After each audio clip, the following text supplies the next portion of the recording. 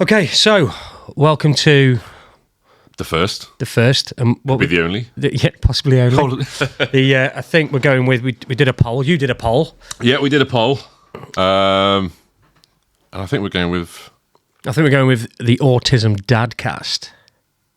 But that might change. It might change. When you all tell us how terrible it is. We decided to start a podcast about a father's point of view. Yeah, our own experiences of the journey, as they call it. Yeah. To being a father to an autistic child. Yes. And ours are quite similar in age, aren't they? Yeah, how old's... 5. He's going to be 6 in July. And Lydia's just turned 4. Okay. So there's a good year between them then. Yeah, there's a good couple of years, which is quite nice because I get to ask you questions about what happens next. Yeah, that's cool. Because you've already gone down part of the journey already. Yeah. I get to go, what about this? Is this normal? Is juggling poo normal? And you go, yes, it's absolutely fine. Yeah. That's what we found out a few days ago. That's what we found out a few days ago. It's normal. So there's a couple of years difference in them, yeah. And what's nice about that is, like, you've just said that to me. Obviously, I then ask other people questions when they're a little bit further ahead. And I think part of the idea of this podcast is that anybody that's behind both of us can kind of get some expectations where...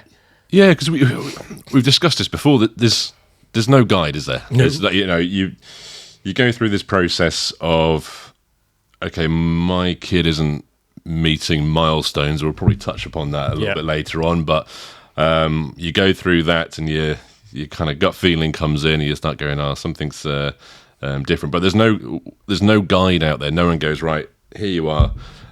This is a diagnosis. These are the steps you've got to take. The only way I think I found personally of kind of finding out what to do next, or to get some information or guidance, or just a bit of that's fine, that's normal, is from speaking to parents that have already gone down that path and a little bit ahead of us, and that helps massively. Yeah, and we've got to then push it back for people that are potentially going through the diagnosis and finding out they could have a child with autism. Hopefully something like this will be able to give a bit of our perspective of what it was like, the high, lows, and I hope so. Everything in between. If I'd had this a few years ago, I'd have found it immensely helpful. Even when we were speaking the other day, talking about, I think you mentioned the school. Yeah, absolutely. And that to me was, I'd forgotten that it's not obvious that your kid's going to be accepted into a specialist school. So we got it, and it was really interesting, like part of the diagnosis, and obviously, we'll touch on the process. But I think when we finally did accept it, we were both fortunate in that we were thinking the same way. And I know some parents don't, they have different thoughts and stuff, and that's absolutely fine. That we were just both set on, like, if this is autism, and it is as... profound is probably severe is another word I've used in the past, but that gets people, rubs them up the wrong way. Profound. Then we were both like, we want him to go to whatever school he needs to go to. Whereas I think in some situations, one parent thinks that by them going to a specialist school, that's then going to hold them back potentially. And I understand the fear behind that. But we were both very much like, okay, he needs to go to Sevendale. And when the paediatrician said to us after the first meeting with Thomas, she said, "So, have you had any thoughts about like school and where you'd like him to go?" And we were both like, Sevendale. And she went, and you could see the relief on the paediatrician's face, because she probably has been in that situation before, and they've said, "Well, we want him to go to mainstream."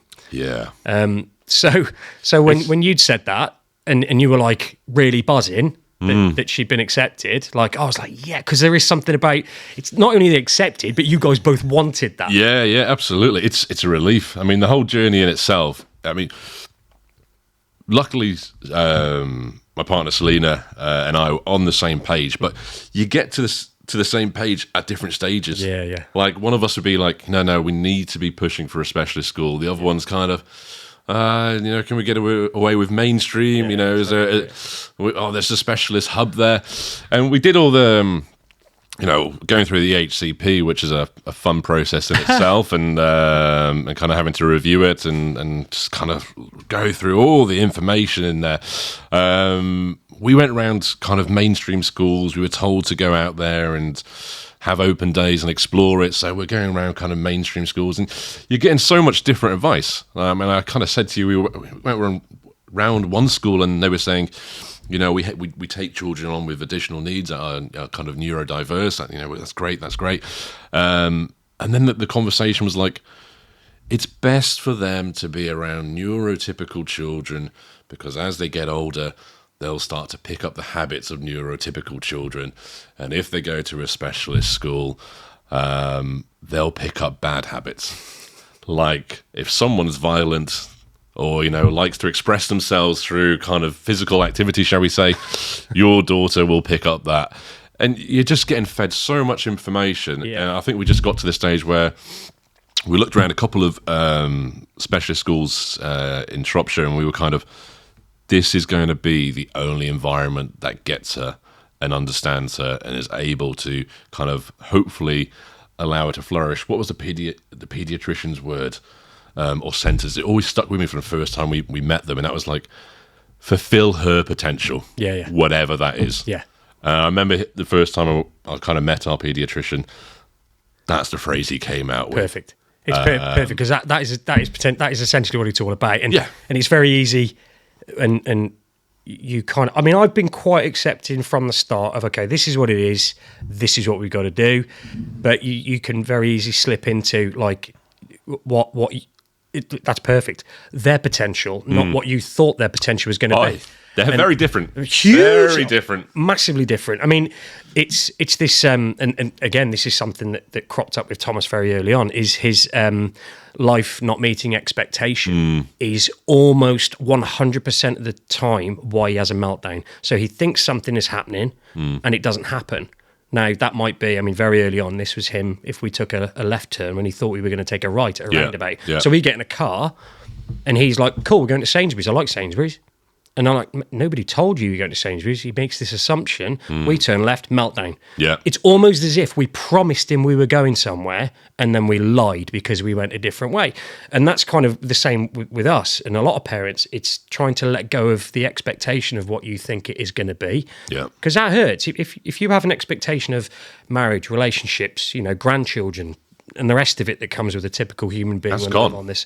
That's gone. That's gone. Or even if it isn't gone, like there are situations where, these kids can surprise their parents and suddenly something happens, but to expect that as a sure thing, like you can't. I think the easiest thing for me to cope with that is kind of wipe that slate completely clear and don't have that expectation, because you've touched upon it there. You find out that your partner's pregnant, you're going to have this beautiful bundle of joy, and do you remember that first 9 months in the pregnant? Oh, yeah. You're like, I'm doing everything, it's going to be amazing. You're already thinking ahead, who's she going to say first, mummy or daddy? What's this going to be like? Who's she going to look like? What traits will she have? And you spend that 9 months kind of getting yourself ready for this new person that's going to be in your lives. And, things as, dads will go around, and not just dads, I guess mums do it as well, so be careful what I say, but we go around and we start kind of thinking, right, I'm going to redecorate this room, I'm going to make it, beautiful. You start building the cot and everything else like that. And then, reality happens. But it doesn't happen straight away. No. That's the thing. It doesn't happen straight away. No, it fools you. It gives you that first kind of 6 months of 12 months, and you're starting to think, okay. Yeah, it creeps in. Yeah. Oh, she doesn't sleep, and people go, oh yeah, mine didn't sleep. Yeah. Oh, you're like, oh, okay. That's fine, yeah. But this is a different level of sleeping. Yeah. This is something very different. So with you guys, did you, obviously you said before that you kind of, you hit kind of milestones at different points. Who was, if you don't mind saying, who kind of accepted it earlier? Who was more accepting out of the two of you to start with? It's usually mums. That I find. I think dads kind of are a little bit behind in accepting it.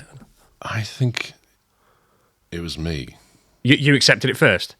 I think so. And I think it was me looking back, because and Selena won't mind me saying this, but I spotted that Lydia was the easiest way to say this. I mean, we can say what we like on this podcast. So that's the whole point. We're going to be real.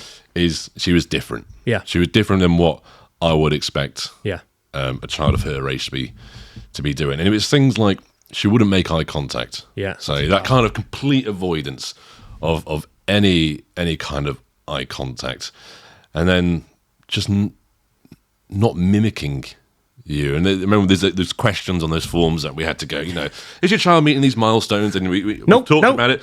It's like a 10-page booklet, and we're like, no, absolutely nothing. So things like she wasn't clapping hands, she wasn't, doing certain things, and my gut feeling at the time came up, and it was just, she's gonna probably have autism. And it was autism. That's what you. Yeah. So I was like, what does this mean? And you start googling stuff and researching in the when you've got spare moments, and everything was like, this kid's gonna have these are autistic traits, shall we say? How did you feel at the time? Was it upsetting? Yeah. It's very. Yeah. I only asked that because now we're sitting here and we could kind of, and this is what I want anyone listening. It's upsetting. Yeah, it is upsetting. It's upsetting because for two reasons. I think, like I've just said, you spend that 9 months or going on to 18 months when they're here, having this image of what the future is going to look like. Yeah, and slowly but surely, your brain's going. Your gut feeling's right, mate. It's that future is slowly kind of falling apart and disappearing. Yeah, into something else. And then you're kind of looking at, how do I broach this with my partner and say, I think our kid's autistic? Yeah, tough. And, deep down, I think she knew, but it's, what do you mean? What do you do? Like, have a cup of coffee? Yeah, had you had conversations where you'd said, like, questioned milestones, but not a specific reason as to why? We've kind of said things like, okay, she's not making eye contact. She's not doing this. She's not trying to kind of mimic sounds or anything along those lines there. And we were getting aware of this is she might be a late bloomer. At what point did you start thinking then? Like, what kind of age was she? I think she was about coming up to 12 months. Okay, and I was like, well, this ain't. I think that's about the same as us. This ain't kind of what I'm seeing, and I think the difficulty is you see other kids or babies that are kind of 12 months, and I'm fortunate enough. My sister's got a daughter who is almost 6 months to the day older than Lydia, so I'm kind of tracking her progress, and she's an absolutely beautiful, intelligent little girl, and I'm seeing her do things that Lydia wasn't doing. And it starts to open your eyes, and you see that kind of chasm getting bigger and wider. They're both at the same start position, and you're at the same angle. Oh, absolutely, But that angle just makes a bigger and bigger gap. Completely different trajectories. But it's quite fortunate. As difficult as it is at the time, because you've got this constant comparison. It's quite fortunate in a sense to have that comparison, because had you not had it, you might have realised it a year later or 2 years later. I mean, we talked about this the other day. A friend of mine. I knew that they were pregnant, but I walked outside, obviously the baby's been born, the hospital kicks you out, don't they? Absolutely. Yeah, COVID Dad, baby. See you later, bye. Go on, see you later, piss off home. No, Dad. No, okay. So, and I walked out, and my mate, Ian, was there. And I said, hello, buddy. My mate's had a maternity ward, so I'm like, mate. And he's like, yeah, she's up there now. I'm like, oh, wow, amazing. Yeah. So at this point, I'm like, me and my mate are going to have kids the same age. Wicked. But actually what happened... pub together with them, exactly. We'll do activities together, But what ended up happening is I've seen this kid, and I'm like you just said then, you've got this almost to the day checkpoint marker of where your kid should be. Yeah. And you're like, oh, that's weird, a bit behind. All right, whatever. And then there's another one, and you keep missing all of these checkpoints, and it's a little bit like when we did the marathon the other day, and the 1 hour 45 guy just kept running past me. But had we not had that, I probably wouldn't have accepted it as soon as I did. Mish, my partner, she was really against the idea of it possibly being autism, because again, I think it was her first kid, my second, and having to accept that, like, that's a big deal, isn't it? You know, it's a big deal because once you accept it, you know your life is different forever. Oh, yeah. And when did you find, like, what was it? Because I remember for me, I know exactly when we talked about it, and Mish's mum, bless her, Elaine, she's very knowledgeable with children and how they should progress. And in hindsight, like, she was doing all these little tests. She knew before. She knew well before. Yeah, like, she'd come round and, like, she'd be going, "Hey, Thomas, clap hands." And I'm like, why is she obsessed with making Thomas clap his hands? This is weird. Really, she was doing an assessment without trying to break our hearts. You could probably charge £2,000. Oh, mate, absolutely. But Mish, as we were getting close to accepting it, Mish was going, "God, Mum's really pissing me off." And I'm like, "Why?" I know she thinks he's got autism. And I'm like, "Why does she think that?" Now, if I look back at some of the videos, I'm like, how did I not think he had autism? It's amazing what the brain does to protect you from. It is protection, isn't it? Yeah. It's got to be protection. Yeah. It can't be anything else. But I think I told you this as well. When you're going through that period of like, is this autism? You start. I'm on YouTube. I'm looking at kind of what are the traits for autism. You're going through all these videos and everything else like that. And you're like, tick, tick, tick, tick.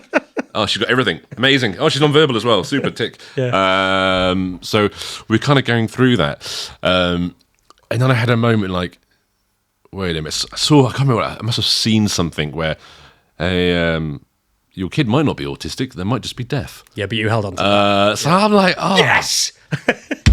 She's deaf. We got like a different trump card now in disabilities. Let's have a look at this because that'd be, we can work with deafness. I can learn sign language. We can see what we can do. And I remember getting a pot and a wooden spoon like of some Tom and Jerry cartoon like that. I just went behind. I was like bang bang bang bang bang bang bang bang bang bang. She didn't flinch at all. She just kind of sat there with. Hey Dougie on. So at that point, did you think, she's deaf? Like, she's deaf. What a relief. Yeah, there was a relief. It would be. There was like, all right, deaf. Yeah.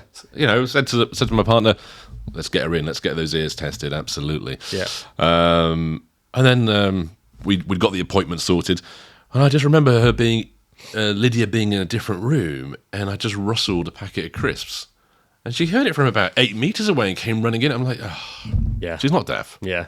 She's not deaf. And then you put the Hey Dougie theme tune on from anywhere, in the house. She'll come running in and have a... So I'm like... Yeah, we had something similar. It was, false hope. Yeah. In a sense. But that's really important. Yeah. To be able to say that you thought your child was deaf, and that would be a relief, which anybody in our situation would fully understand.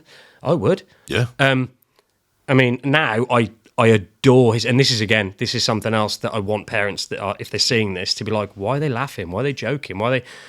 Because ultimately it does go from absolute dread and fear. I mean, there's still fear, but you realise that the autism is like it goes through every part of their being. If the autism left one day, and we said this as well, if I walked in the house and God, for whatever reason, I'm going to do these guys a favour. I've got a button now. I will press it. Whip away that autism. Now, get rid of that. I'd be devastated because it would change his personality. Now, I understand there are also parents that have children with autism where there are some severe issues, like self-harm and all kinds of aggression and stuff like that. I'm not talking about that. I totally understand that. But my personal situation, he's a sweet kid. He has his meltdowns. And we have our issues, and he has got very profound autism. I mean, you could spot it from a mile away. He almost has, he probably has every single trait of autism, in fact, all the typical ones. But I wouldn't take it from him in a second. That's his personality. Yeah. That's his character. We were discussing about this. If we had a button, we could just press it, and it would just remove the autism. That wouldn't be the child that I've just spent the 4 years... No. kind of raising. That would be a completely different person. So again, I would have lost a child that I had grown to know their quirks and everything else like that. Yeah. Would it be different if we turn back the clock and say we'll press the button at 12 months old? I don't know. That's a different conversation. That's totally different. I get that. That's something 100%. else. Possibly so, but now no, because it wouldn't be Lydia. It'd be somebody else. Yeah. So no, but there'll be people thinking it. There'll be people, you know, and I get it. I completely understand. Totally get it. Completely understand. And everything. And this is another thing for this podcast. There's going to be a lot of parents listening. Anything I say is about my situation, my particular, my personal situation. I love his autism to death. Like, I love it. It's so. I mean, he's a wonder. Yeah. He's an absolute wonder. I'm sure it's the same for you with Lydia. Some of the things you have all these fears of all the things they're not going to do, but then you experience the things that they not only can do, like randomly spinning at God knows how many miles an hour on the spot without getting sick. That's incredible. Completely useless in life, I'd imagine, but still impressive. It's a great skill. But it's these little things that he learns that, yes, other kids are miles ahead, but when they pick something up, it's like, yes, lad.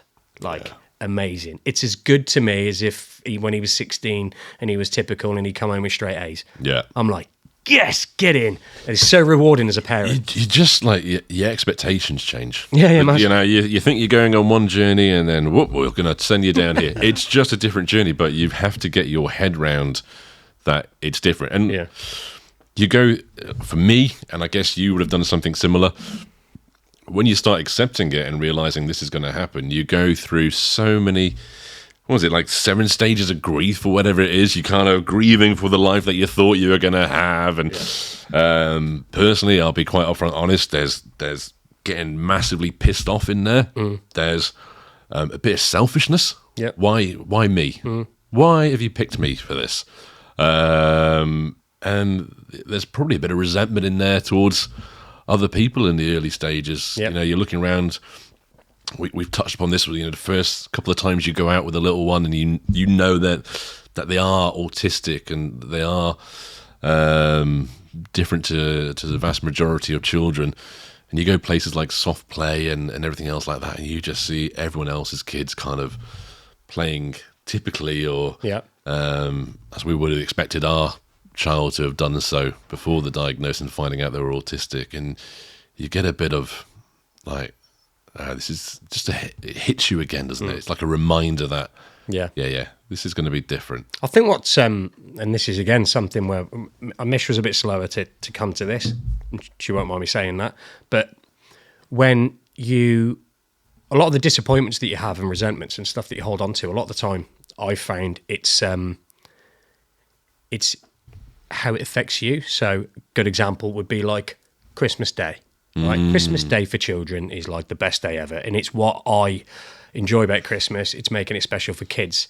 So that first year, so I think, so like 12 months, we had a suspicion. So, I mean, the first year, we were probably like, well, he doesn't really know what it is anymore. Well, first year, any kid doesn't really know. They're more interested in the wrapping paper and the boxes. Year 2, like, we went above and beyond to make it like, you know, the best Christmas it's for like a him. Disney white Christmas. Amazing Christmas. Yeah. And he didn't have a clue. And all it did was cause meltdowns all day. So we had this preparation of this amazing, fun Christmas day. And all we'd done is completely mess up his routine for absolutely no reason and put random shit all over the house.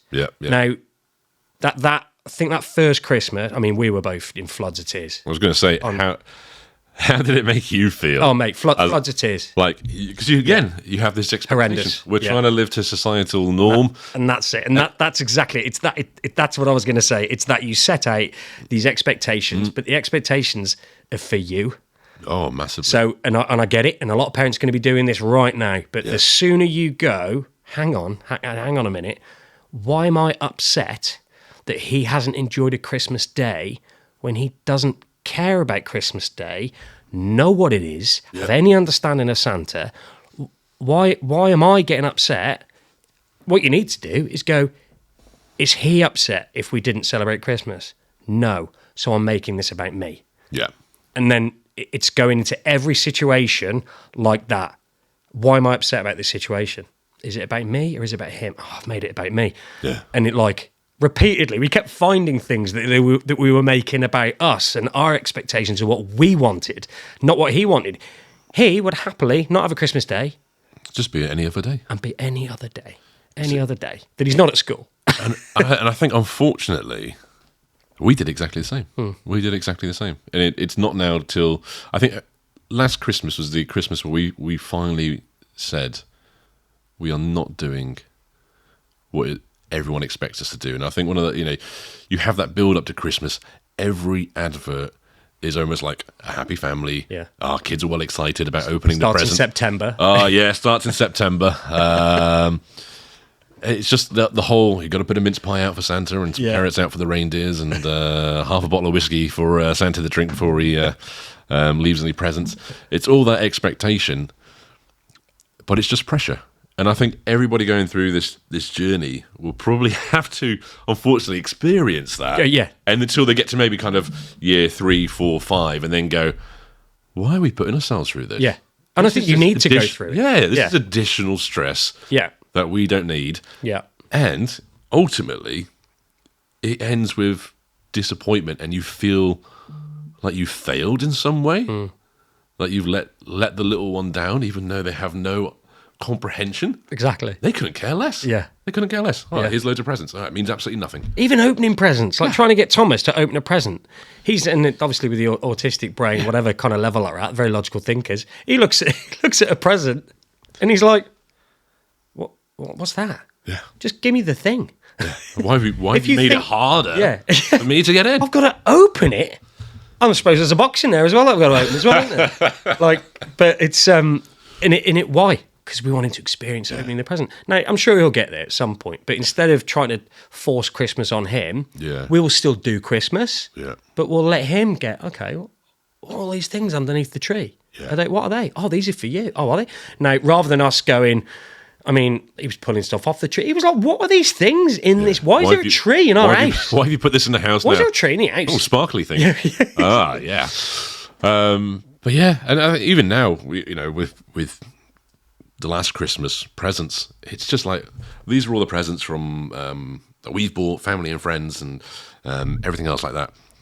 We put them all to one side. It's like, all right, we'll take one out now. Yeah. It almost took us 5 days to get through kind of opening these presents. That's what we do. And now we're kind of saying to people, because, again, her concept of play is very different. It's not imaginative play. I can't give her, a Barbie house and she'll go, oh, great, this is, they're playing and everything else like that.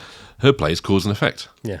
It's like, hey, there's some bricks, wooden bricks. They sound great when I drop them on the wooden floor. Yeah. I'll do that repeatedly for 3 hours whilst Mum and Dad are trying to watch something on Netflix. And that is her concept of play, nothing else. Quality. It's like they've all gone to a school to learn how to get these behaviours. They're all like so similar in there. But again, it's like Thomas will throw stuff down the stairs because he likes watching Lydia did this before I came here. Watching them go down the stairs. I saw her on the video, she was bouncing up and down on the bed in a nappy watching telly. Yeah. What was she watching? She started getting into just jumping on beds and sofas, like it's a we've got a trampoline outside, but she's taken it to the next level. Apparently, she did a somersault yesterday. I missed it. No way. Her older brother walked in and he just said, she's just done a full-on somersault, landed perfectly, and then just started laughing to herself. Probably like, whoa, I didn't expect to do that. I was just like, oh, Jesus Christ. So she started doing that. So I just thought, well, she keeps jumping on her bed. Again, something different. Oh, people might moan about this, but we crack on. We put a crack on. I've got other things to worry about. One of her Christmas presents this year, we put a TV in her room. She was coming up to 4 years old, and people who have neurotypical kids will probably go, oh, you're absolutely nuts. Why are you doing that? If you have an autistic kid, you understand it, right? So we put it on there, went on YouTube, and she was bouncing around. I said, here's her videos of other kids bouncing on trampolines. You know what? There is. How is that? There's one family in America that just do nursery rhyme songs with edited animated backgrounds. I bet they make an absolute fortune. 1.5 million views. Yeah, that sort of thing there. I put it on. Absolutely loved it. Just carried on bouncing, and I was just mesmerised watching another kid on the TV bounce. So, yeah. Have you ever found, like, again, from a dad's perspective, have you ever found like things that you've tried to and failed probably, but tried to fix? Like, you can't fix the autism, but like, is there anything where you've like felt? Because there is, like it or lump it, there's something about being a dad where you want to try and fix everything. Yeah, I think that's one of the hardest things to with autism. And you very much have to let go and just. I think we're go with the flow, don't you? We're probably pre-designed to want to fix things. Yeah. And we can't, if something wrong in the house, great. Yeah, I'll turn my hand to it. I'll fix it. Yeah. I won't. I'm terrible. Oh, right. Okay. Mish is the man of the house in that regard. Yeah, absolutely. I'm terrible. I can't hang a picture frame up straight. But a thought process there. Yeah. The thought process there. I know what he's doing. I can fix that. But with something like this, you can't fix it. All right, if she's got a physical injury, all right, we can look at fixing that. But with something like autism, you really got to let go, haven't you? Yeah, there's an element of you goes, I'm helpless. Yeah. I can't fix this. The only way I found that I could kind of fix anything was like going, and I know you've done the same, like deep in research, like going how to fix issues, and do you know what I mean? Like, yeah. Because the autism you can't fix, but you can try and help them with the autism. You can helping them, and then helping them by educating yourself. Yeah, big so time. like, you're not going. This is them being, very simplistic. This is them being naughty or misbehaving. It's understanding. Well, there has to be a cause behind this. What is changed? What is affecting them? Yeah. Both our children are non-verbal. Yeah. Which adds another layer of kind of difficulty to the process. Again, when they're ill. Oh yeah. They can't tell you. You just have a very upset child on your hands, and you don't know what part of their body is kind of hurting. So you're trying to do that. In terms of trying to fix things, I think it's things like round the house, just kind of not being so precious about how the house used to be or the environment that you used to kind of enjoy and relax in. Mish very often says to me, if I'm at work, she'll very often say, like, when you come back, the house is a state. Just like as a heads up. Now, if I come in the house and it's a state because Thomas has made it a state, I'm like, whatever. However, Mish has clearly got ADHD. So sometimes I walk in the house, and again, I've never had a go at her about it, so I don't know why she's probably quite defensive about it. Anyone with ADHD will understand this, and I didn't know what it was until she explained it to me. Sometimes I would walk in the house and I'd be met with a Hoover on, but no one's touching it. And there's like this trail around the house of jobs that are half done. Yeah. And then I'll get upstairs and I go, "Oh, baby, okay." She's like, "Hey." And she's painting. She'd be like painting something in one of the rooms. Yeah. And then I'm like, "What's going on in the house? Is that?" She goes, "Oh my God, that's me." And she you see the penny just suddenly dropped, and she's like, "Yeah, that's me that's left that trail of," and it's because she'll be doing a job, and then she'll go, "Oh, I'll just quickly do this job," and then she'll go and do that. And while I'm here, "Oh, look at that needs doing." And she just does that. So I'm kind of used to the house being a state, but essentially, like, if Thomas has made it a state because he's playing and exploring, like, mate, go. Yeah. Like, go to town. I mean, sometimes it's like, do you have to eat your food lying upside down on that sofa? Yeah. Like, I mean, in which case you just let one of the dogs out and then they just clean it all up. Yeah, but, to be fair, our dog has become fatter. Yeah. Since autism has entered the household. Yeah, they're like truffle pigs now. Like, they go around the house like, there's got to be something left around here. To be fair, Lydia, again, with food, it's like you set her whatever their favourite, or you think their favourite food is for that particular day on the table. Her usual response, first thing she'll do is just swipe it. Yeah. Swipe it on the floor, carry on doing what she's doing, and then come back and start picking it off the floor. Yeah, Thomas. Yeah, she can just spot, sounds horrible, but things like roll under the sideboard, or they roll under the sofa, and then 3 days later she'll just pull out a blueberry, and you're like, "Are we giving her blueberries today?" By which time she's already eaten it. So yeah, it's then we wonder how our kids get sick all the time. Like, Thomas was always getting sick, and he'd be like, "Well, he's eating most of his food off the floor." Yeah, because he knocks it on the floor, then he goes and picks it up and eats it, and you're like, awesome. It's character building. Yeah, absolutely. Yeah. As long as it's not there for longer than 3 seconds. But then I look at her, and she's like, she's 4 years old, and she's in, what are we now, age 5 to 6 clothes. She's tall, strong. I think that's what got me with the age. I was surprised with her age. Yeah. I thought she was a year older than she is, because she's tall, isn't she? She's really. How tall are you? 6'2", 6'1". Yeah, okay, so you're quite tall. Yeah. She's probably got it from you then. Celine's not that tall, is she? No, she's kind of... Not short, but I mean, she's not... No, she's kind of average height. Yeah. So, Thomas is knackered. I'm 5 foot, hardly anything, and Yeah. And my eldest is 17. He keeps going like, do you think I'm going to grow anymore? Yeah. Don't think so, mate. Sorry. Blame me. So have you had any, like, obviously we talked about how difficult life could be. Have you had any unexpected wins as far as like maybe communication or the way she handles stuff or? Yeah, we went through. We touched upon this earlier on. Kind of, there's no when you're going through this. There really isn't a guide that's given to you. So, you end up kind of getting in touch with occupational health therapists, speech and language therapists, and I think I described kind of the process or kind of whole journey there, not understanding where to go. It's like somebody's got a 5,000 piece jigsaw, they've tipped it upside down, and they've taken the image away and just said, right, put it all together now. And you're like, well, where do I start? And it's what's it supposed to look like? Yeah, what am I supposed to? What am I looking at here? You want me to put this together? I don't. What? And I think that's kind of how we found up until this date the whole navigating all the different kind of specialists that you have to go through, and then only finding out from speaking to people like yourself and other parents that have gone through a similar journey what we're supposed to do. But I think one of the wins we've got on the communication side of things is over the last couple of weeks, Lydia's now forcefully grabbing your finger or your hand and leading you somewhere. Amazing. So we spent kind of 6 months taking, and again, I said to you, it's like I was training a dog. It sounds awful, and people are go, you can't say that about a child. Yeah. You know, it's a similar sort of, process. It is like, young. All right, this is your high reward thing. I know you really like this thing. I'm going to make you work to get it. So we were putting it in kind of Tupperware boxes. Yep. And her brain was suddenly going, you've put my favourite thing in a Tupperware box. Now I have to bring you this Tupperware box. Mm-hmm. I was like, yeah, that's right. Yeah. Bring it to me. I'll open it. There you go. There's your favourite thing. And we started doing things like this.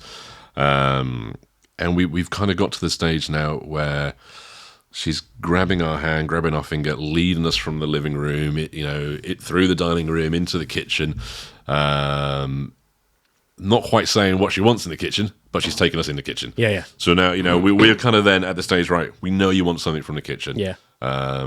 She still drinks a hell of a lot of milk. Oh, okay. That's her go-to comfort thing. It's like, right, if I'm upset, I'll have a warm milk in a bottle. Boom.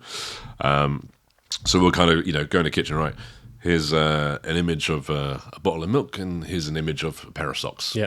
What do you want? And she'll make some sort of like, I want that one, or not point at it, but kind of lead you a little bit towards it. It's going to be milk. She never wants a pair of socks. Yeah. But again, what you're teaching her then, this is a really important bit. Which that was like when you said that, I was like, yes. Yeah. Because the important bit with that is that you're giving them a choice, but you're making the choice obvious. First, aren't you? You see. Well, we did it the wrong way. We did, when we first started going through speech and language, we were like, offer a bottle of milk and a bottle of water. Yeah.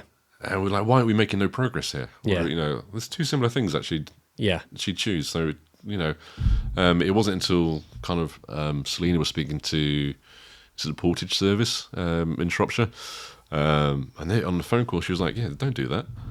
Give her something that she wants and something completely random. Yeah, like, she's still making a choice, but the choice is an easy one. But it's an easier one. Yeah. Then we can work up to it and say, which one do you want now? Yeah. Oh, I'm so excited for you guys. Mate, it's such a big thing. And like to see where you were telling me where Thomas is now. Mate, it's like... this is why I'm excited, and this is why I really want to... I wish there was some way that we could have a career just visiting people's houses. Yeah. Like anyone that's going through it. Yeah. If I say career, I'd do it for free at a weekend. I would literally go in people's houses and just like spend half an hour with them. And like, what are you struggling with? Because it's so rewarding when the penny drops for them. Everything starts opening up, and this for us started with. He loved going into the car because he could just sit there and just look at the signs, like do this and do this little stem and look at the signs. So the first thing we started with was a picture of our car. Now, obviously, they're called PECs, aren't they? The that schools use, but he wouldn't know what that was. So we took an actual picture of our car and got rid of the white background on it because even with the back stuff in the background, he'd be like, is it the car that's the picture or is it the road? Like, what are you showing me here? Yeah. White background, and we'd show him that. And I'd say show him. We'd put it in front of his face and he wouldn't look at it. But it came to a point where we'd show it him. and he'd start clapping his hands and getting excited. And it's like, Yes. you know what we're doing. Yeah. This is the first bit of communication. Yeah. You know this means we're going in the car. Cool. And then I got my van, and I did one with my van. And it was like, we're going in the van. And he likes my van because he'd sit in the front. So you'd start doing this. And before we knew it, in his head, and it's something we take for granted, that like choice. Yeah. We take choice for granted. He suddenly went, well, hang on, right, that picture of that car means car, and that picture of the van, that means we're going in the van. Does that mean that picture of an apple means an apple? And then he'd test it. He'd kind of go like that, and we'd be like, yeah, get him an apple. And you could tell he's like, I fucking knew that's what this was.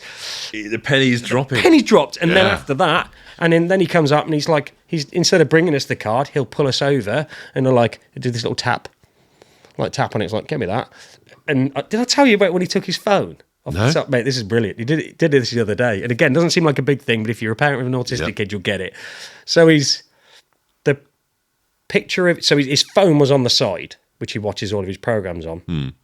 That was on the side. He grabbed it, was walking out the kitchen, and as he was walking out, his communication board, he got his finger and he tapped it on the phone one. It was literally like he was going, just grab my phone.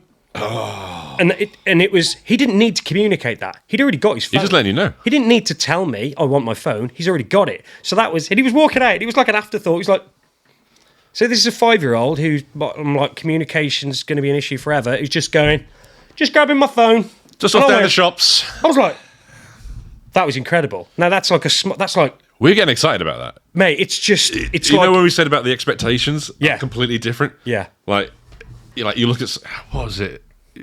You look at some kids, neurotypical, and you listen to the stories. I don't know. You can have someone go to you. Last night my daughter read the complete works of Shakespeare in French. Yeah. And you're like, wow, my daughter licked the pavement again. Yeah. The expectations are massively different. So that little win, that's like 4 or 5 years in the making. Exactly. To get to, it's just like, wow, amazing. It'll make you cry. It'll make you laugh. It's just the best. It's when you can then go to the school, and this is why I'm really excited about you guys starting in a specialist school with her.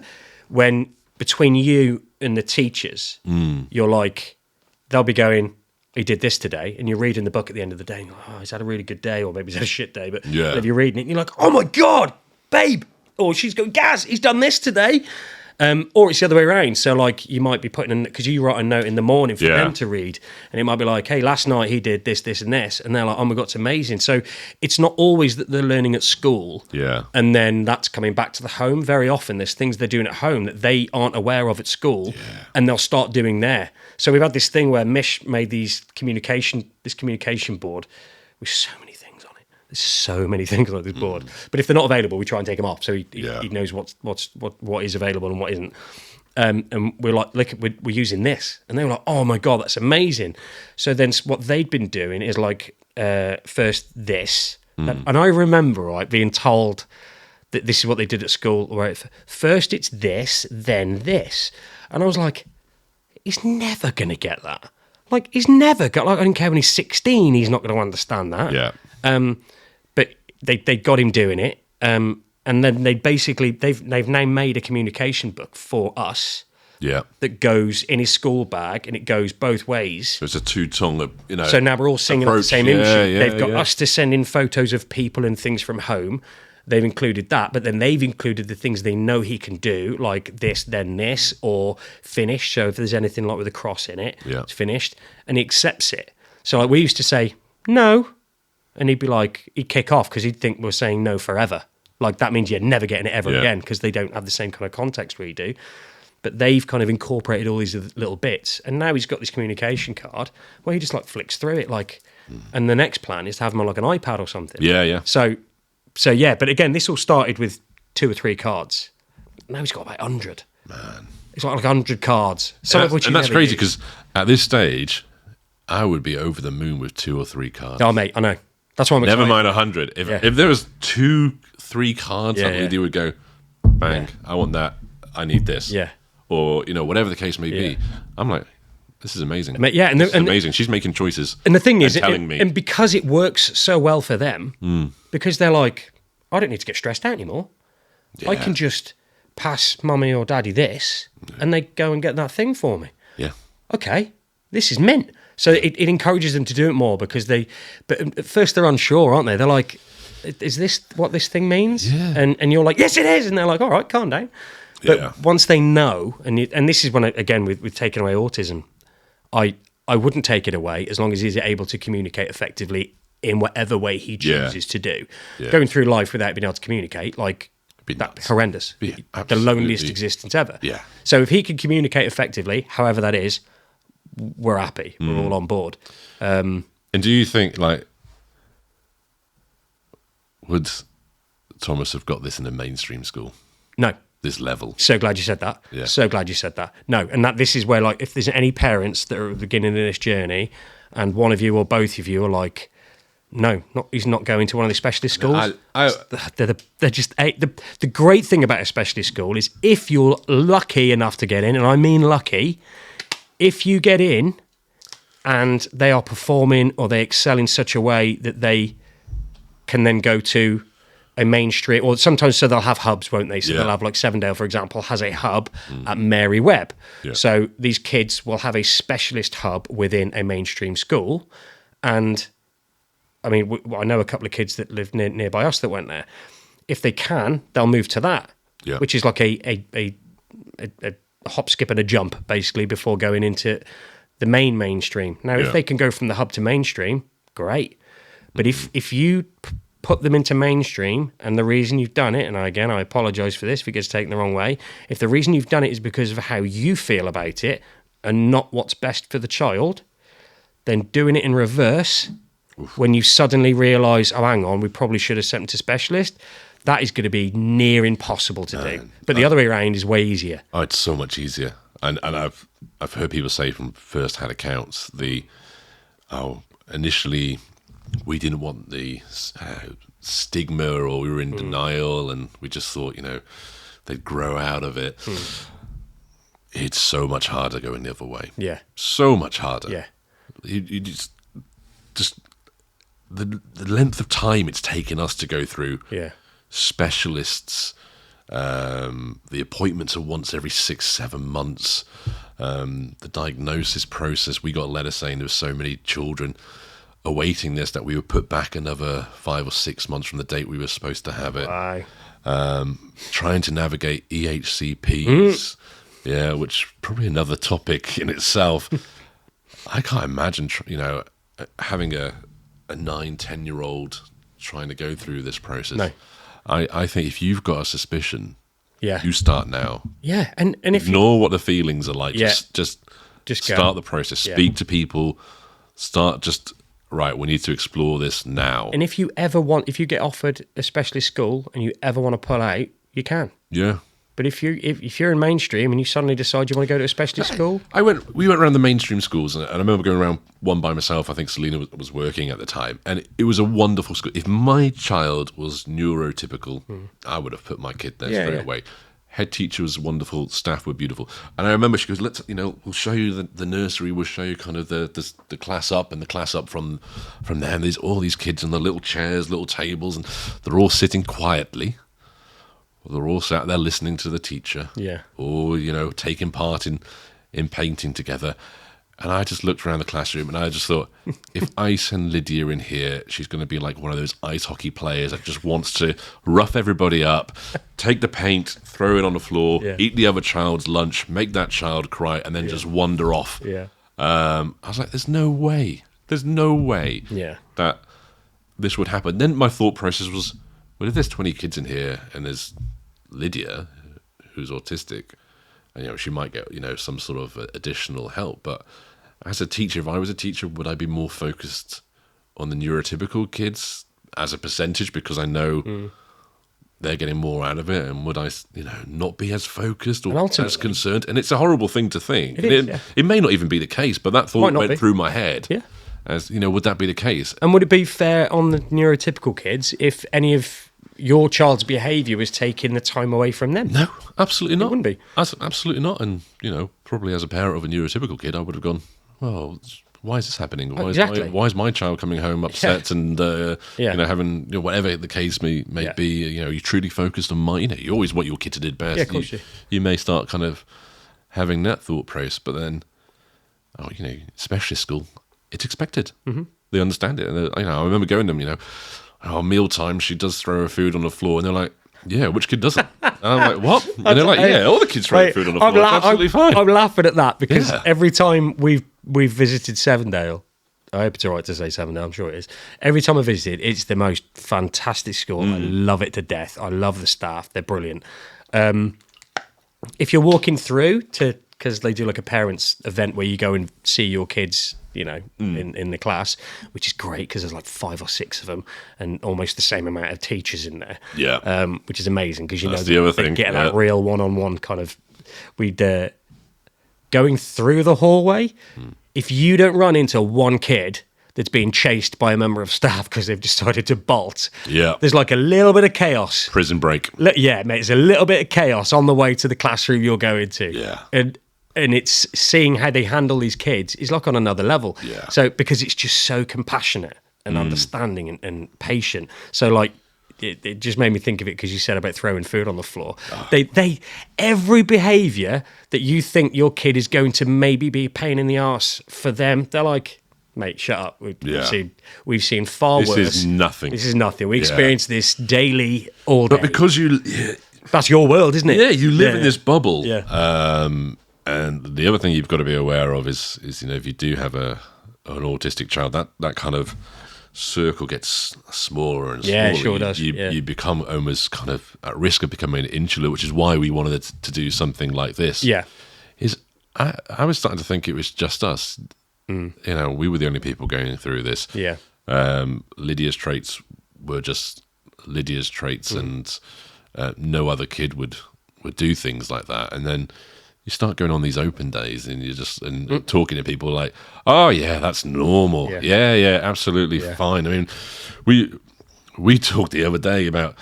I was telling you a story, like one of the memorable things that I can look back at now and laugh about is I was looking after Lydia. I think Selena was kind of at work, and I literally walked out of the living room for 4-5 minutes. I'll probably put a kettle on, make a cup of tea, something like that. And I came back, I just looked at Lydia. I was like, what's on your hands? What's this? What's on your clothes? What's all over your face? What's smeared all over the sofa? And she'd had like explosive diarrhea and put her hands in it and just rubbed it everywhere, like in the shower. Just like, oh yeah, I put some up here.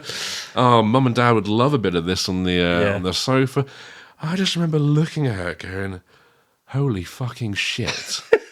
How has my beautiful daughter ended up like? And I was like, where the fuck was I? Have I been away for like 2 or 3 hours? What? How can you do this in such a small amount of time? I would have abducted by aliens and had some time loss. So I just remember just like, oh, what am I supposed to do in this situation? I can't even strip her. I just picked her up, ran upstairs. I just remember by the time I got to the bathroom, she'd got these shitty hands. Put them in my mouth. I was like, I had shit in my mouth. I just had to dump her in the shower, fully clothed. Put the shower on and start stripping her off. I like trying to clean myself. I'm looking like it was just horrendous. It was absolutely. It was just everywhere. You sent Selena a photo, didn't you? I remember you saying. Oh yeah, I sent her a photo. I think it was something like, "I hope you're enjoying your day." Waiting for the response to be like, "Yeah, how's your day?" I'm just like, bang, there. That's how my day is. But yeah, that's again. That is. I thought that was unique to Lydia. I thought it was unique. Oh, what's she juggling in her hands? Oh, she's juggling poo again. I thought that was just like, oh, that's just her. I can't tell anybody about this. And then, like speaking to yourself, speaking to others. We had something similar. You've had a similar story as well, I understand. So yeah, it's just, again, just realizing that you're not alone. There's other people going through exactly the same things. Yeah. And now, some worse. Yeah, some will go through far. But you when you're in yeah. your own little bubble, it's very easy to think like, "Oh my God, our life is so hard." Yeah. And you can have a conversation with some other parents and very quickly go, "Oh, okay, okay, this is quite," and in different ways. So their life might be harder in one way, yours is harder in another. Yeah. I spoke to one set of parents, and I'd said like, and it was something about the kid had like gone to the toilet on the dining room table and was just like wiping it all in. Yeah. And they just prior to that, I'd been saying how when he goes out in the van, he has to sit in the front seat with me, and Mish has to sit in the back seat. Now, now I'd said to him, like quite seriously, I'd said, like, talking to you guys has really helped me reset and understand that there's people going through worse than you. He responded immediately as the parent, the dad of the kid that had been doing this all over the dining room table. He went, "Yeah, well, at least my wife can sit in the front seat." So, like, do you know what I mean? He took it as you don't need to feel sorry for me. No.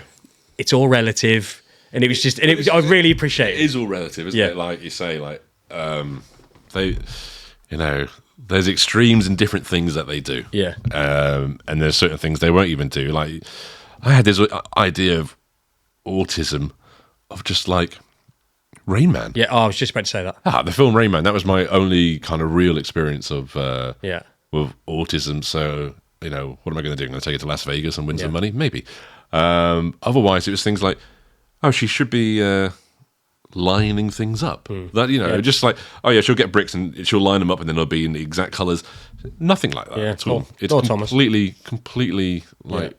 Every child is slightly different with nuances that are the same, and I think that's probably what makes autism an interesting. And they talk about it being like a spectrum, don't they? That's quite long. And I always I've always said to Mesh, I feel like it's not only long, but it's infinitely wide. Yeah. So it's not only where are you here, it's where are you. It's like an X and Y axis. There's just so many different variables that make them so unique. Yeah, and then you can throw in things like they've got global developmental delay. Yeah.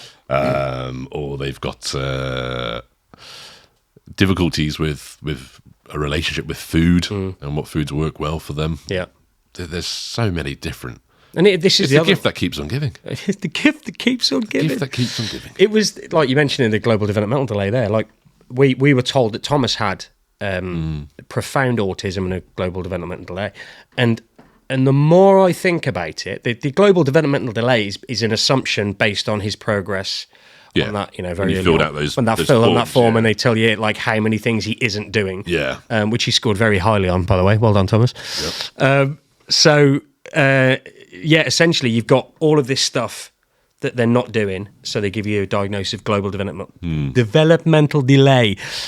The more I think about it now, the more I'm like, I think it's just autism with Thomas, because the developmental delay for me is more because we can't communicate to teach him things. Yeah. So, I think it's very easy to take for granted that our children that seem to be learning things at a normal rate, it's because they're able to understand someone who's teaching them that thing.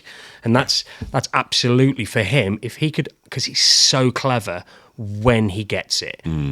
It's like the dominoes just fall. It's just it's insane how quickly he learns. But that initial, getting him over that initial step of learning something is an absolute slog. Yeah. So for me with Thomas, again, I can't say this for sure, I think it's just his autism. And I wonder how many other children out there have got a diagnosis of global developmental delay when in actual fact it's just that communication piece that's missing. Yeah, I completely understand that, and I get that. Because I guess we talked about it, that it's that milestone checklist. Are they hitting this milestones? Or can they, mimic? Can they sit up? Can they, do all these different things? And very similar to you, I was just ticking no. And then at the end of it, you're like, geez, we are well behind. And then they come back and say, well, your child has the mental capacity of a 6-month-old here, or, in this section here, they're a 9-month-old, and gross motor skills, they might be, 12-month-old. And then they go, well, you're behind where a kid should typically be. So, it's global developmental delay. Yeah. But that global I think as well with the global developmental delay, it sticks in your head like it's a permanent thing. Yeah. So Yeah. I think I can understand why they say that early on, but then as they start learning more and they get older, yes, they never get to the checkpoints that they typically would have done. But he's learning faster and faster the older he gets. Yeah. The penny just drops with different things. And he even makes assumptions on things now where he wouldn't have done before. He'd only do it if he'd been taught it and he knew for a fact. Now he just tries shit out to see if he's like, I wonder if I do this. And we're like, no, but I see what you're doing there. So we kind of make it work for him, whatever that might be. God, it's a minefield, isn't it? Anything that people said prior to getting a diagnosis or even after the diagnosis where they were just kind of dismissing it, like, because the thing is, you don't want there to be anything wrong with your child, for lack of a better word. But when you finally accept it, it took a lot to accept that. So then for somebody to go, no, don't be so daft, I found that highly irritating because I felt like I didn't come to this decision easily. So for you, who doesn't spend anywhere near as much time with me or my kid, to just go, nah, you're talking out your arse. It's not that. He's just he's trying to catch up. Like, he'll get there, and you're just like, there's and was it family? Yeah, it was family. Yeah. And I think you've touched upon it there. You spend so long kind of going through the process, and then one day you finally accept, right, this is it. It is autism. Yeah. This is what our life is going to be like moving forward. And that's a bitter pill to swallow. And you finally get your heads around it. But we notice it, and I must say, there's a caveat to this because it comes from a really positive place and a warm, loving 100% place. does. It's never meant Nope. in a horrible manner. No. But it is that, they may still be okay. Yeah. They may still, shock you, and maybe they just are a little bit slow or delayed. It's that kind of thing there, and you're like, no, we've had about 15 meetings with specialists of various different departments, and they're all saying the same thing, and we're seeing it. But I think the reason they say that is because they want to kind of give you hope And comfort, and yeah. And as parents to us, it makes complete sense. They want to go, no, don't, just in case there might, there's still a possibility. Don't give up. And it's like, we kind of know. Yeah. And I think it took them a little bit longer, and they completely understand now. They're like, she's autistic, and they get it. But I think that was one of the hardest. And then kind of people you don't see very often, or friends go, well, I knew somebody. That would be a story. I knew somebody that started talking when they were 7. Yeah. And now they're at university, and they're doing really well. That's a good one I get. Like, Einstein was autistic, and I'm like, oh wow! So Thomas is going to be Einstein, a physicist. Oh, amazing! That's really good. Yeah, there is a difference. Yeah, but again, it comes from a good place. It comes from people trying to be positive. What's the other one? And it doesn't annoy me. That's the wrong word, but you do get this one quite a lot. And again, it's meant from a safe space and a positive space when they go, you guys were chosen to be parents to this kid because no one else would be able to do the job that you guys can do. Yeah. Which is horseshit. Yeah. Because you have to do it. There's no option. No, it's not like... It's like, no, I'm not doing it today. Yeah. I'm not doing it today. Yeah. That's absolutely fine. Yeah. There's no option. No. There is no option. You have to change, roll with it, and grow. Because the other option is you disown your kid. So like... Yeah. Ain't nobody doing that. Exactly. So it's not that you're chosen, it's just that you've been put in a position and you have to overcome. But again, it's meant from a really totally nice place. Absolutely. But you could almost have a bingo card. Oh, mate. Just like, that one. I was talking about this now. Anyone listening is going to go, heck that one. I wonder if they're going to say this one, or if they're going to say this one, Yeah, put it in the comments. Let us know which one's getting on your nerves. Yeah. But yeah, there's literally like so many. I'm sure there's more. There's going to be loads. But again, and most will you come from a sound good like place. I don't want to sound petty. No. And because these are people that are taking genuine interest in everything else like that, Yeah. which is great, which is really really helpful sometimes. But there are certain like things that come up again and again, and unless you have experienced the kind of path that being an autistic parent is like, you kind of won't truly understand. And I think that's what I was going to say. Had I not had our experience with Thomas, I might well be one of those people that was I'll be saying honest, those exact same things. If Lydia wasn't autistic, Yeah. I wouldn't give a shit. No. If somebody else had an autistic child, or if they weren't family, it's not my problem. Well, why would you? Why would I take the time to actually go and educate myself to a certain degree? And actually, that's a really good point. That again, So I have to get into their mindset as well. It's like, why am I expecting you to understand my... Yeah, and also a lot of people, and this is something with Thomas that we, even at 5, is something that we're thinking about now, is we're trying to prepare him for the world because he's going to need to fit into it somehow. Yeah. Now, a lot of people, I think that everyone should bend over backwards for their child, and it's like, I understand, but one day you're not going to be there. Yeah. We're not going to be around. Like, that's my biggest fear. Probably I've shed more tears over not being around when I'm gone and Thomas is still needing full support. Like, that scares the shit out of me. Yeah. But ultimately, when we're not around anymore, our kids have got to fit in this world. So help them do it now. Don't protect them from everything now, because there's going to be a position where you're not going to be around to protect them anymore. They need to fit in. I mean, as well as they can. The natural instinct is to almost, with any child, is wrap them up in cotton wool and just keep them safe. And, if you're a neurotypical kid, you get to a certain age, usually kind of teenage, where you kind of push back and you want to explore the world, and that's all natural, that's normal, and that's how you kind of develop and understand, like, this is how the world works and everything else like that. But I don't know, but I'm getting a sneaky suspicion that with autism, that's going to be a different experience in itself. And again, we've discussed this. The biggest fear is Lydia is likely to be living with us for the remainder of her life. Yeah, that's something that people forget about. They think, because when you've got a little kid, they see the kid, but it's like... there's a potential that I'm going to be, if I make it 75, 80, and I'm going to have a 40-year-old child living in the same house with me. Yeah. And I still don't know, and this is the hardest thing, I don't know what her level of understanding will be there. Expectation will be. Is it still going to be like it is now? Is it going to be better? Is there still going to be a risk that she'll just run into the middle of the road? Yeah. All this stuff. Yeah.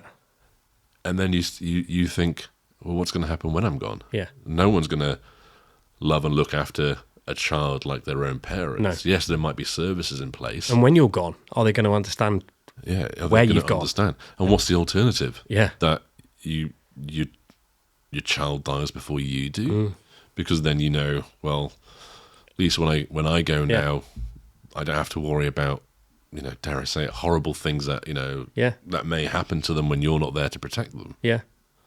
And it's such a head fuck. Yeah, it is, isn't it? It's a massive head fuck. Because you don't win in either situation. No, and you've got the unique situation of any parent where it's like a dad and a daughter, and that is just different.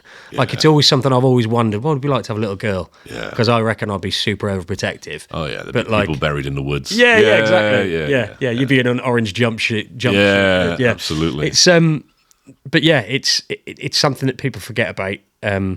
Because I've got a 17-year-old as well, and like, very much, if I died tomorrow, I hope he'd be sad, Aidan. But it'd be a case. Sure, he would be. Yeah, he better had be. But he'd get over it. He would, and he'd live his life, and he'd get married, hopefully, and have children, and so on and so forth. And he'd have the memories. Exactly. And he'd have all the kind of. But if I died tomorrow, and Mish was on her own, and if we both died in a car accident tomorrow, oh my God. I can't even. I mean, even now when we're getting ready for bed and stuff, and I say it. I say I can't believe we're going to be doing this in some form. Yeah. To a grown man one day. You could be, grown man. But come on, mate, brush your teeth. Yeah. I'll be have a shave. Teach him to shave. Yeah. Teach him to shave. Yeah. Shaving for him, probably. Shaving for him. Yeah. Like, just these weird things that most people don't have to worry about, and they scare the shit out of me. Yeah, definitely. which is why my health is such a big thing now. Is because I'm like, I need to fucking be around as long as I can. Absolutely. Nice medal. Oh, there. Who do you mean? Speaking this? of health and fitness, Do you mean this? this jeez. just happened to be there. In fact, yeah. Before we finish off, mate, should we talk about this? Yeah. So yeah, you sent me a message. Bear in mind, we hadn't met Well, weirdly, we only met last week in person. Yeah, in person. I think you'd been sharing stuff on social media, kind of clips about your kind of experience with Thomas, and Selena had said, "Hey, look, there's another dad. Yeah. Do you want to just like have a look?" So I was like, "Oh my god, yeah, I can relate to that. Yeah, that resonates with me." And I think I sent you a couple of messages, and you done exactly the same, and kind of little milestones that Lydia had, or incidents. And then one day I saw an advert.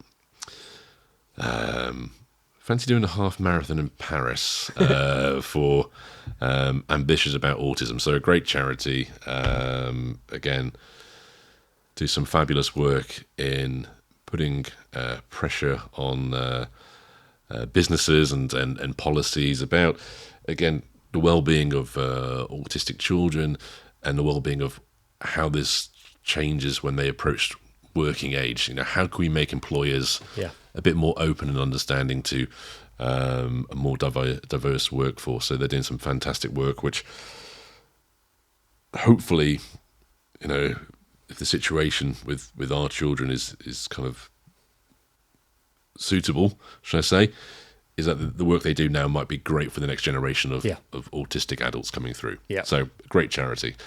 And they had spots to go to Paris, run a half marathon. I thought, you know what? Yeah, I'll stick my name down. Sent you a message. You said, fuck it. I've never accepted anything as quickly as I did that. And like I said on a video the other day, the only reason I did it is because I'm an absolute stickler for saying no to shit. Yeah. So I was like, if I don't, you've got to push yourself to do mate, stuff. You're right. Yeah. If you hadn't sent me that, I certainly wouldn't have done it. Yeah. But I said yes, and I booked it immediately. Because like, I've just said yes. Book no it backing now, out. else you ain't gonna do it. Yeah, you've got to do. And I think that's one thing you'll kind of find out with his autism journey as a dad is that you've got to just act and it's at very some easy point to just get stuck in your ways. Just push yourself, do stuff. Same with your partners, force them to go out and do stuff. Yeah, you don't have to do things together. No, in fact, that ain't gonna happen. Yeah, that's not gonna happen. So still make push each other out to go do stuff. So so the first time we met was at Birmingham Airport. Early hours Birmingham. It was about 12:30. Sat in Costa at half past midnight. Yeah. I just remember getting the train to Birmingham Airport, thinking, this is the first time I'm actually going to meet yourself. And I just thought to myself, have I groomed him? Have I? I just remember being on the train going, I've never met him, and I've said, let's go do this run, and then we're going to go to Paris, the city of love. Jesus Christ, I've groomed him. But then when I was at the airport and I'd messaged you and you said, I'm on my way, and I remember just being like, sat there waiting for a bit. I thought, wait a minute, the tables are turned. Now I feel like a mail-order bride about to meet my husband for the first time, and he's taking me to Paris. It was very different. But I think we sat in Costa and had about a 4-hour chat. Mate, we probably should have saved that chat for the podcast, really. But it was just... it was like, oh my God, this you recognise this? And you were like, yeah, and you this... Yeah. So we went to Paris and... went for a run. Yeah, with 50,000 other people. Yeah, mate, it was wind, man. It was just the atmosphere was something else. It was hard. It was, I hated it while I was doing it. It was hard. But, it was a beautiful run. Beautiful run, out there beautiful day. The people were absolutely superb, outstanding, weren't they? Completely different to what I had expected. I know, yeah. I'd heard people go, I've been to Paris, they're very obnoxious, nobody speaks French. And nobody speaks English, just to make a point. And everybody was so nice. I found the polar opposite as well. I felt like, okay, I need to try and throw in a little bit of French here. And as soon as they know you're not French, they're English. They're speaking English. Oh, just shouting on the sidelines, allez, Andy, allez. Yeah. They must have seen me puffing out my ass. They were just going, allez, Andy, keep going. Did you see what a lot of people were doing? What's that? They were taking the tracking numbers. Oh, were they? They were taking the numbers of your race number, and they were putting it into a search thing. They were just picking random people and going, "Oh, what's his number? Oh, his name's Andy," and then they would shout your name. Oh, legends! So I thought that was really cool. That was so nice. Yeah, it was really cool. Yeah, I must admit, we finished that and I was fucked. Yeah, completely. I sat down and when we got back to the hotel. It was weird because you realise you've just won 21k, something like that, 13 mile. Yeah, 21. You just run that. Yeah. And your legs are moving pretty well. I stood around for 20 minutes and me and you were just like in a right state trying to walk back to the hotel. I just remember sitting down, getting that goodie bag, smashing a banana, and then just looking in this bag and there was like peanut chocolate, French fat, just absolutely, I just demolished it all. I smashed it. And then I couldn't get up. I was just like trying to stand up. I was like, oh, the knees don't work anymore. And then I think we got their underground back to the hotel. Yeah. Had a bit of a siesta, didn't we? I just sit down in the shower. I mean, we were in this. I just want to make a point. We were in the same room. No, we weren't sharing a bed. We got separate rooms.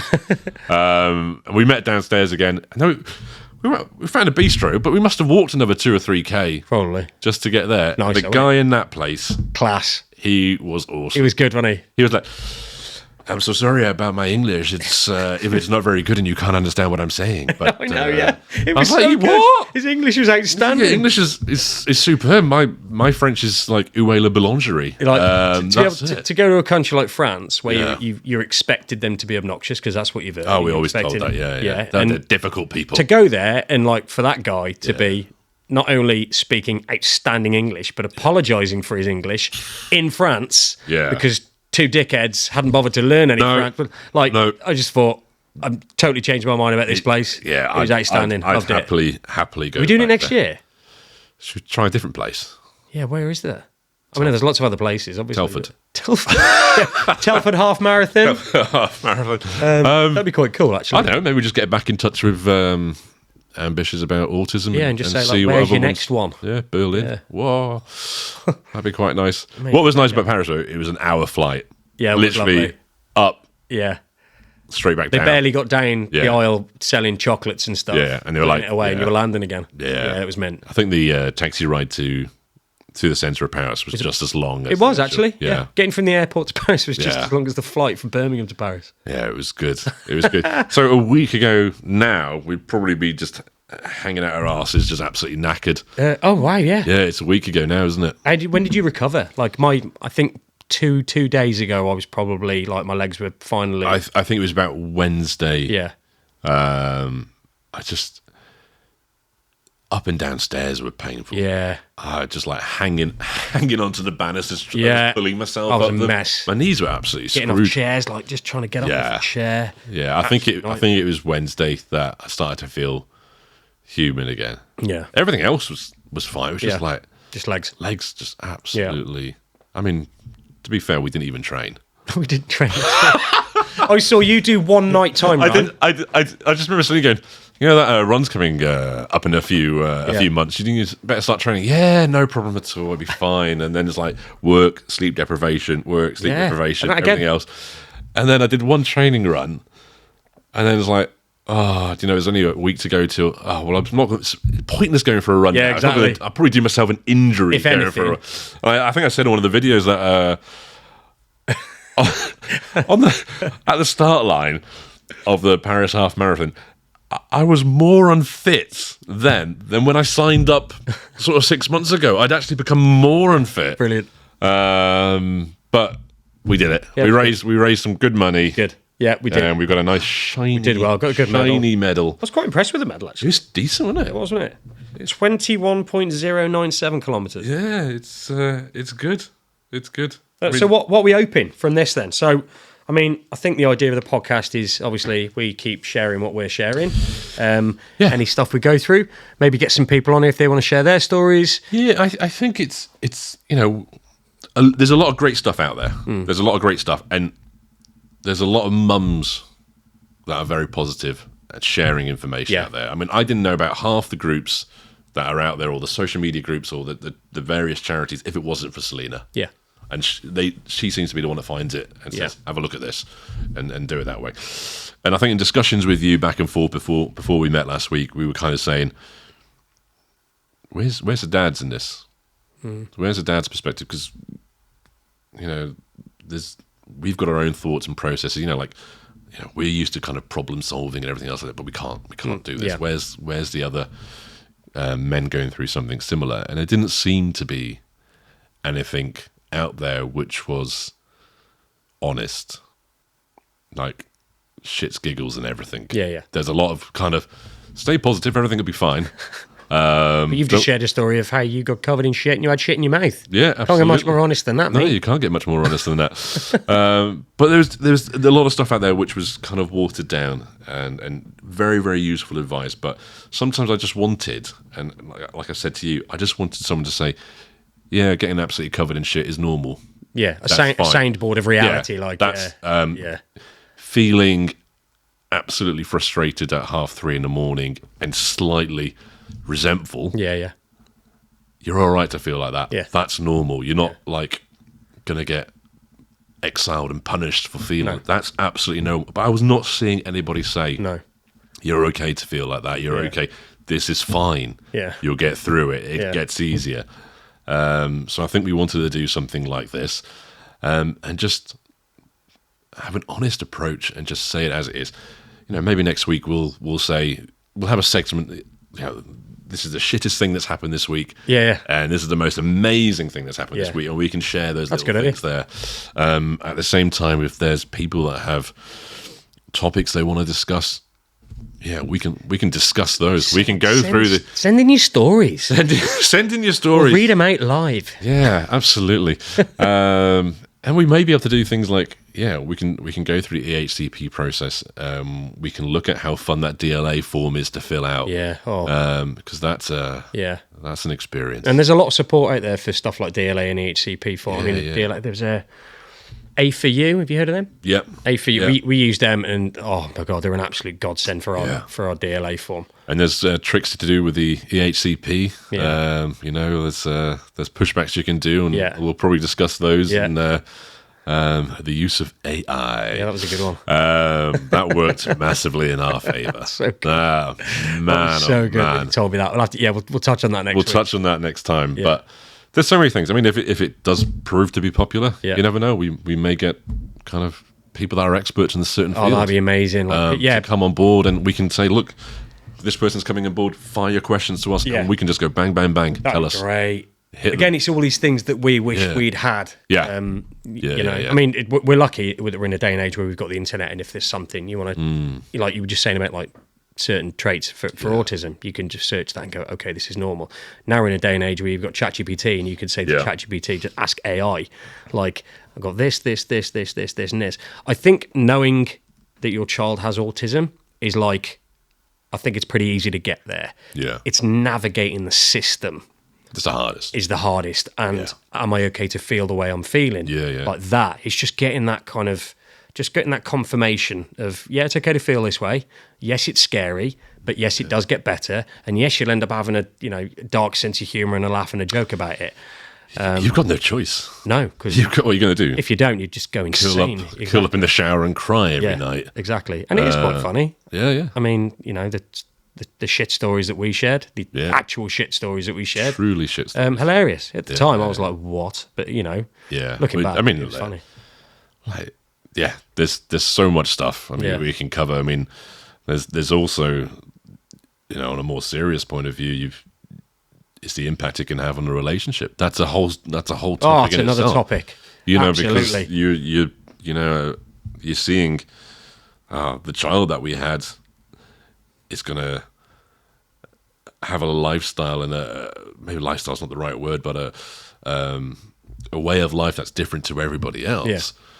And then you see the impact that's having on your partner as well. And sometimes you can forget that, and you can see them slowly crumbling as an individual, because all your focus is here, and then suddenly the attention that you would normally put on your partner is, are you okay? Do you need anything? Yeah. You're not there anymore because you're so knackered yourself. Yeah. And then you go into who's had more sleep. You go through that stage of being resentful. It's mad, isn't it? When it gets down to that. That's crazy. Like, you've had you had 4 hours sleep last night, did you? Yeah. Okay. Yeah. No it's worries. Like that, is it? No worries. And you want me to go do this today? Yeah. Yeah. All right. No. And it sounds really petty. You build that up over 12, 18 months. Yeah.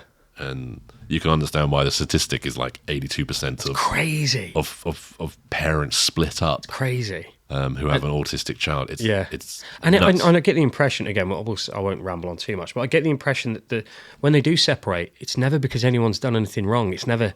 It's almost like an amicable. This ain't working, so they just part ways. Part way, you end up just being a co-parent. Yeah, and no one tells you this. No, and if anybody's starting out in this journey, bear that in mind. Yeah. Bear that in mind, and just every so often, just reset, check in. Yeah, reset. Yeah. But we can talk about that at another, in another podcast. We can discuss another dadcast. Yeah, dadcast. What do you do on finding time to go out and do stuff, and how very little people there are sometimes to look after the little one overnight. So there's loads of things that you'll find out as definitely.